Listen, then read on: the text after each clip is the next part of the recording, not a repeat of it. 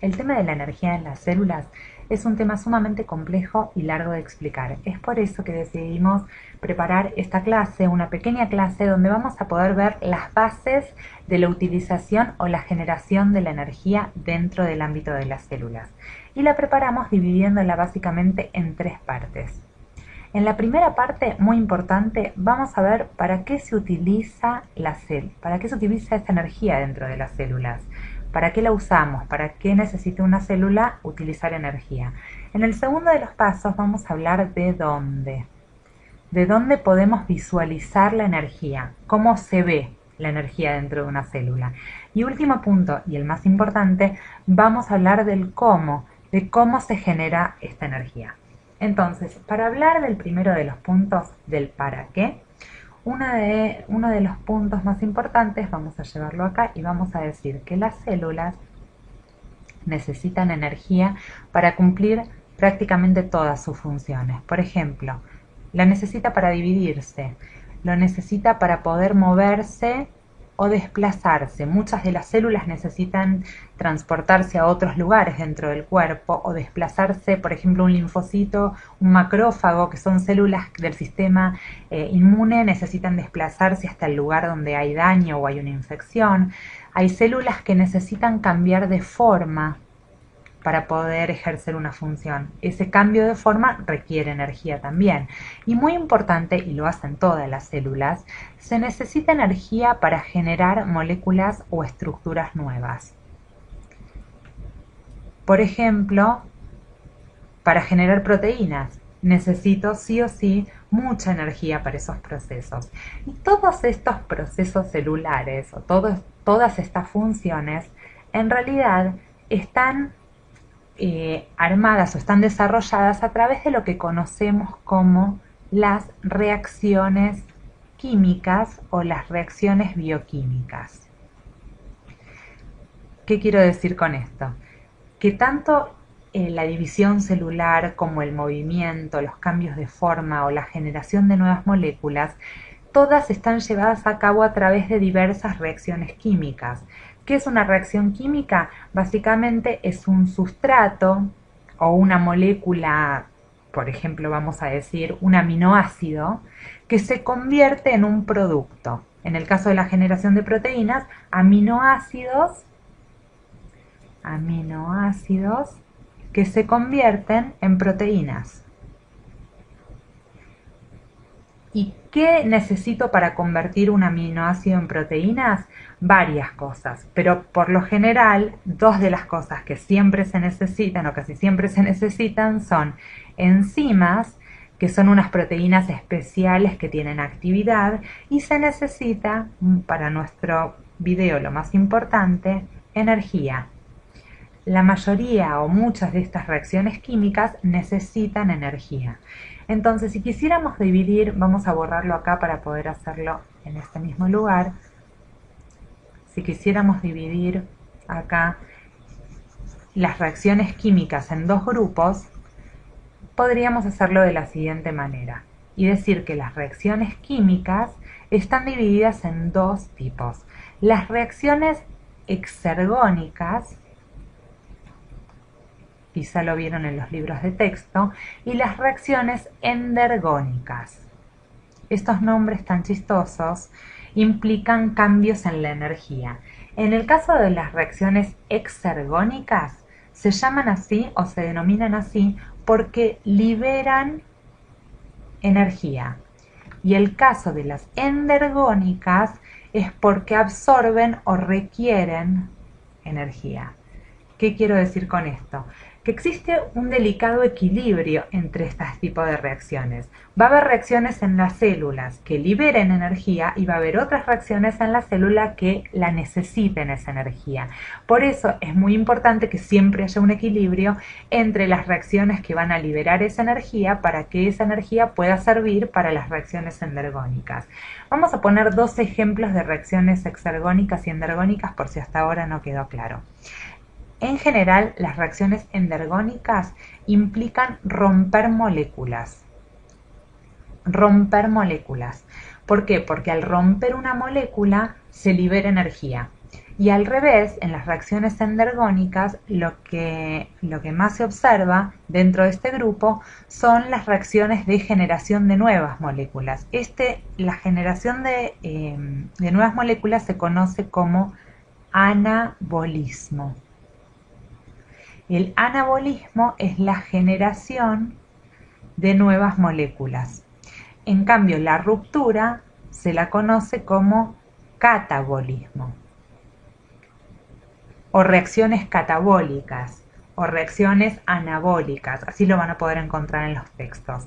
Entonces, volvemos. Hay un equilibrio entre la reacción exergónica y las reacciones endergónicas. Ahora, me gustaría a esta altura que alguien me pudiera preguntar, esta energía que se libera aquí y se va a absorber aquí, ¿cómo la vemos? ¿Dónde está esa energía? ¿Está suelta en el citoplasma de las células? No, esa energía tiene que ser almacenada en algún lugar cuando se está liberando para que cuando necesite utilizarla para mis reacciones endergónicas esté lista. Entonces pasemos aquí abajo para entender cómo es el proceso de almacenamiento de energía. Vamos a escribir acá almacenamiento. Almacenamiento. Bien. El almacenamiento de energía se lleva a cabo a través de una estructura que la vemos acá, que se llama ATP. El ATP es una molécula conocida como el adenosín trifosfato. Adenosín, por eso la T viene de tri y la P viene de fosfato en inglés. Adenosín trifosfato. ¿Qué es el adenosín trifosfato? Como dije, es una molécula, pero ¿qué la diferencia de otras moléculas para que esta haya sido la elegida como la molécula almacenadora de energía?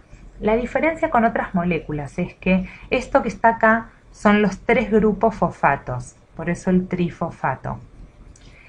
Y de estos 3 grupos fosfatos, este enlace o esta unión entre fosfatos que está acá, es una unión de muy alta energía. ¿Qué quiere decir esto? Que cuando este fosfato se pega a todo el resto de la molécula, se guarda muchísima energía acá adentro. Esta reacción de colocar el último fosfato aquí es una reacción endergónica porque incluyo mucha energía en ponerla acá. ¿Sí?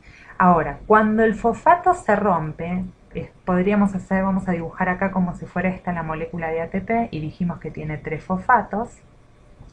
Si este fosfato que está aquí se rompe y se va, la eliminación de este fosfato, como dijimos, romper moléculas, es una reacción catabólica, es una reacción exergónica, libera energía.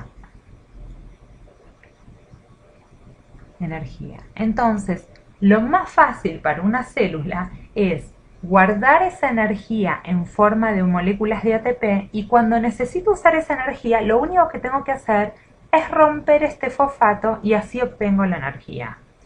Entonces, estas moléculas de ATP se generan en todas las células del organismo. Por eso vamos a pasar a la tercera parte de la clase para ver cómo generamos la molécula de ATP. Y la generación de moléculas de ATP se hace a través de un mecanismo conocido como la respiración celular. La respiración celular. ¿Cuál es el objetivo principal de la respiración celular? Generar ATP. ¿Y qué es la respiración celular en sí? Es una serie o grupo de reacciones químicas o bioquímicas,